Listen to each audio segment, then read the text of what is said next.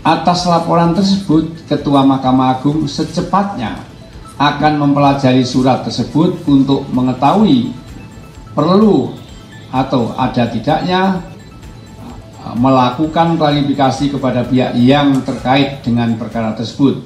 Jadi saya mau menyampaikan press release terkait dengan laporan pengaduan yang kemarin teman-teman wartawan lebih dari 10 WA ke saya, sehingga hari ini daripada kita jawab satu persatu, kita jawab bersama. Ya. Mahkamah Agung RI telah menerima surat pengaduan nomor 15-8/2025 tanggal 4 Agustus 2025 tentang dugaan pelanggaran kode etik dan profesionalisme yang dilakukan oleh Hakim Perkara Tindak Pidana Korupsi nomor 34/Pitsus TPK/200/2025 PN Jakarta Pusat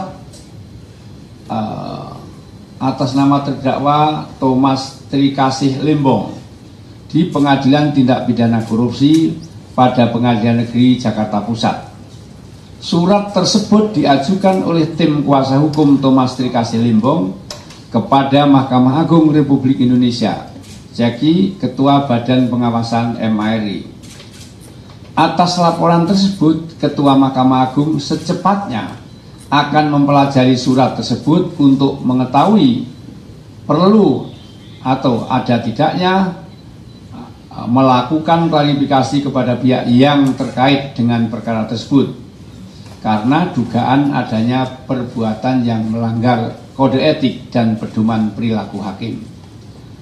Terkait permasalahan sertifikasi hakim tipikor atas hakim yang menangani perkara tindak pidana korupsi nomor 34/Pitsus TPK/2025 PN Jakarta Pusat atas nama terdakwa Thomas Trikasih Limbong berdasarkan data dari Pengadilan Tipikor pada Pengadilan Negeri Jakarta Pusat, hakim yang menangani perkara tersebut telah memiliki sertifikasi sebagai hakim tipikor, sehingga berdasarkan pasal 11 huruf E dan pasal 12 huruf J Undang-Undang Nomor 48 Tahun 2009, Undang-Undang Nomor 46 Tahun 2009 tentang Pengadilan Tipikor, maka yang bersangkutan telah memenuhi syarat sebagai hakim tipikor.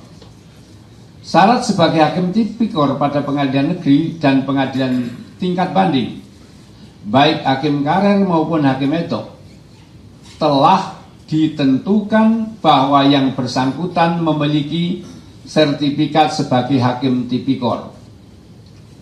Hal mana sebagaimana ditegaskan dalam pasal 11 huruf E dan pasal 12 huruf J Undang-Undang Nomor 48 Tahun 2009 tentang Pengadilan Tipikor.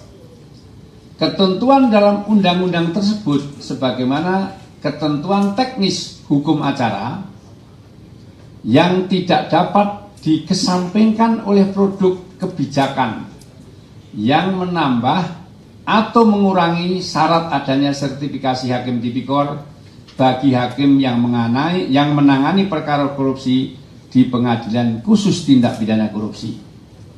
Saya ulangi, ya, ketentuan dalam undang-undang tersebut sebagaimana ketentuan teknis hukum acara yang tidak dapat dikesampingkan oleh produk kebijakan yang menambah atau mengurangi syarat adanya sertifikasi hakim tipikor bagi hakim yang menangani perkara korupsi di Pengadilan Khusus Tipikor.